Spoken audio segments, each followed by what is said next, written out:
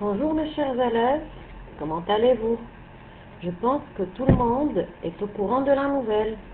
Eh oui, pas encore les vacances du printemps, ce qui veut dire que nous continuons les leçons. Bien. Mais avant de passer au travail, je tiens à informer les élèves du CE4A, les élèves de la maîtresse Nadia Diouli, que cette leçon et les leçons et toutes les autres leçons que je vais vous publier sont faites et préparées en collaboration avec votre chère maîtresse. Bien. Alors, comme prévu, on va commencer à travailler l'unité 7. Et cette séance, c'est la séance d'étude de texte. Alors, qui dit étude de texte dit qu'on va découvrir ensemble un nouveau texte, voire un nouveau genre et un nouveau type de texte.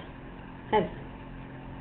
Alors, comme d'habitude, on commence toujours par observer les illustrations qui accompagnent votre texte. Alors, vous voyez les deux illustrations, elles sont devant vous. Alors, je vous demande d'ouvrir plein les yeux et d'observer la première illustration et bien décrire ce que vous voyez dans cette image. Oui, alors on voit bien une maison qui est entourée d'une barrière.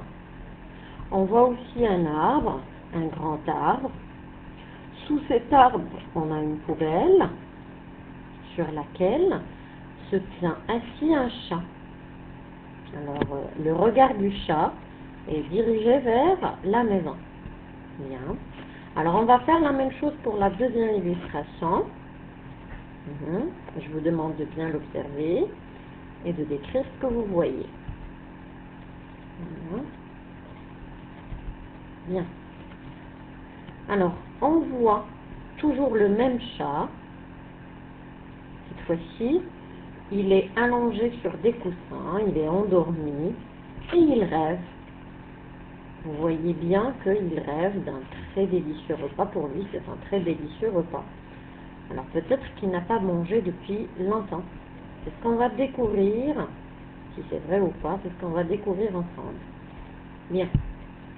Alors passons maintenant pour parler du titre, le titre de notre texte. Alors je pense que tout le monde va me dire, le titre maîtresse va contenir un mot, le mot chat.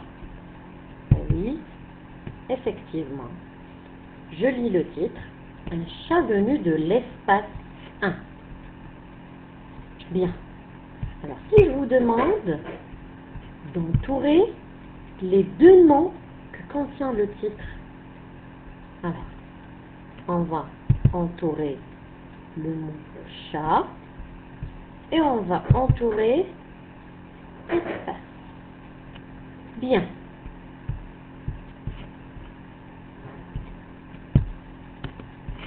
On va se demander qu'est-ce qu'on veut dire par espace. Qu'est-ce qu'on veut dire par espace? Je vous laisse quelques secondes pour réfléchir. Un chat venu de l'espace.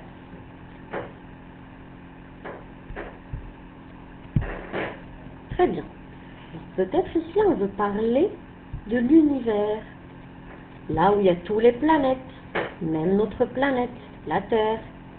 Là où il y a les étoiles, les galaxies, le Soleil, la Lune, c'est l'espace.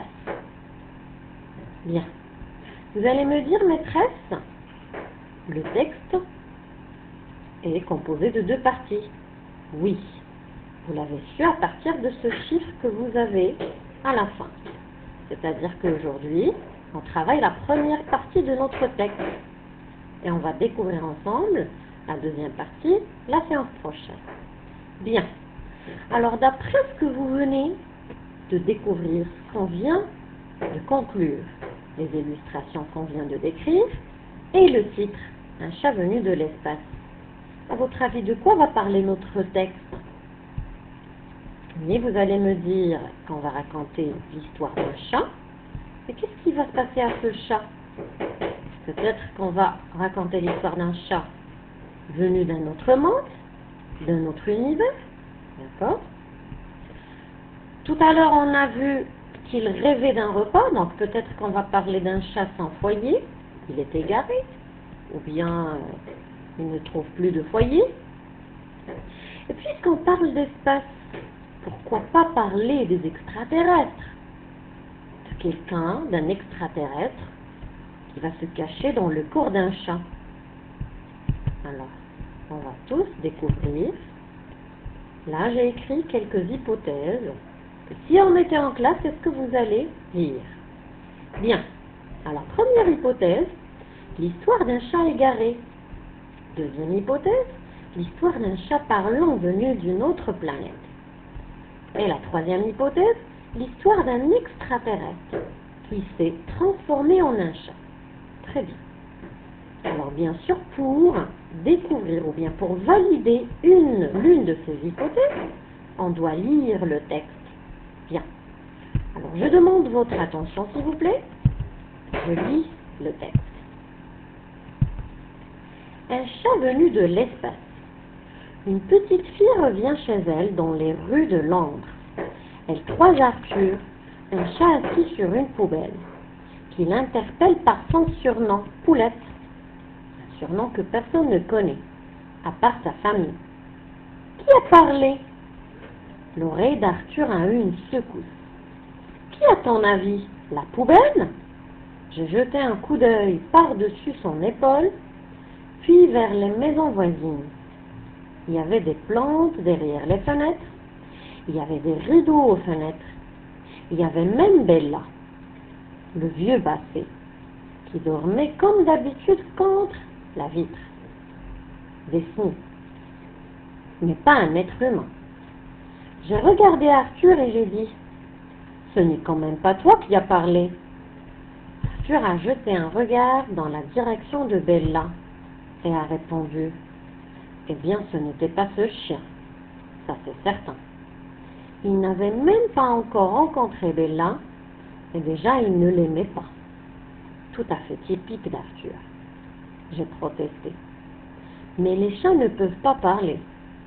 D'un bond, Arthur a sauté de la poubelle jusqu'à mes pieds. Là d'où je viens, ils le peuvent. Oh, je ne trouvais vraiment rien d'autre à dire. Si vous voulez savoir la vérité, j'avais peur de lui demander d'où il venait.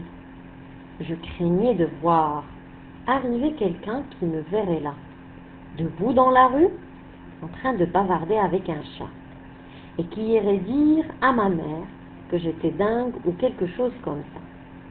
Arthur s'est un petit peu ébroué. Il a levé la tête et a déclaré « C'est bon, je suis prêt. » Prêt à quoi? Prêt à rentrer à la maison, bien sûr. Nous ne pouvons pas rester toute la journée ici. Je vais attraper froid. Je dis, un moment, tu ne peux pas venir à la maison avec moi. Ma mère n'aime pas les chats. Arthur s'est élancé dans mes bras. J'ai aussi plutôt faim, a-t-il remarqué. Cela fait des jours que je n'ai eu un repas décent. Il s'est blotti contre moi.